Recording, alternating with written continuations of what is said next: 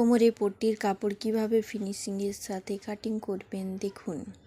প্রথমে আপনার ব্লাউজটা রয়েছে পিছন পাটে, এটাকে ফোল্ড করে নেবেন। তারপর যতটা লম্বা আছে সেটা আপনি মেপে নেবেন। তারপরে দেখুন এই ডাট আছে, তো এই ডাটটা আমরা সেলাই করার পর এরকমভাবে ছোট্ট হয়ে যাবে, কাপড়টা ছোট হয়ে যাবে, তাহলে আপনাকে মাপটা কম নিতে হবে। দেখুন, তাহলে এখানে আপনাকে এরকমভাবে সেমভাবে ফোল্ড করার পর ওখানে 11 ইঞ্চি ছিল, তো এখানে আপনাকে 11 ইঞ্চি নিয়ে নিতে হবে।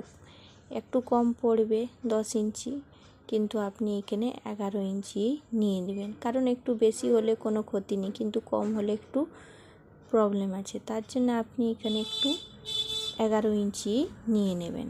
দেখুন লম্বাটা। তারপরে আপনি চৌড়াটি নিয়ে নেবেন। চৌড়াটা কতটা নেবেন দেখুন, এখানে আপনি 2.5 ইঞ্চি চৌড়াটি নিয়ে নেবেন। তারপরে এরকমভাবে আপনি পুরো দাগ দিয়ে দেবেন। দেখুন এখানে আরেকবার দেখিয়ে দিলাম, এটা হচ্ছে আমাদের 2.5 ইঞ্চি। তারপরে দেখুন এখানে আপনাকে 2.5 ইঞ্চি রয়েছে, এখান থেকে আপনি ইঞ্চি টেপটাকে বসিয়ে পর আপনি দাগটি দিয়ে দেবেন। এরকমভাবে আপনাকে দাগটি চকের সাহায্যে এরকম করে আপনি টেনে নেবেন। আস্তে আস্তে করে এমনি করে টেনে নেবেন। দেখুন টানা হয়ে গেলে এরপর আপনাকে ফিনিশিংয়ের সাথে কাটিং করতে হবে। আমি খুব সুন্দরভাবে মাপটি আপনি দেখালাম আপনাদের।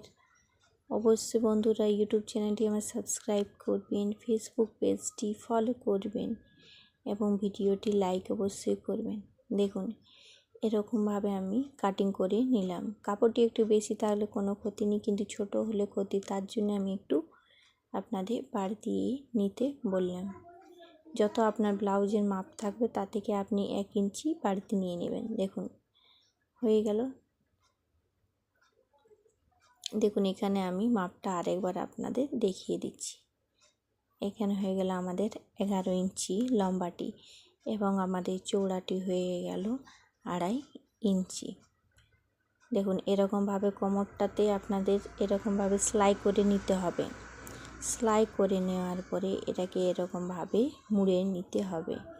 মুড়ে নেওয়ার পরে এরকমভাবে আপনাকে একটা সেলাই সাইড দিক থেকে দিতে হবে, না হলে আপনি হেম করতে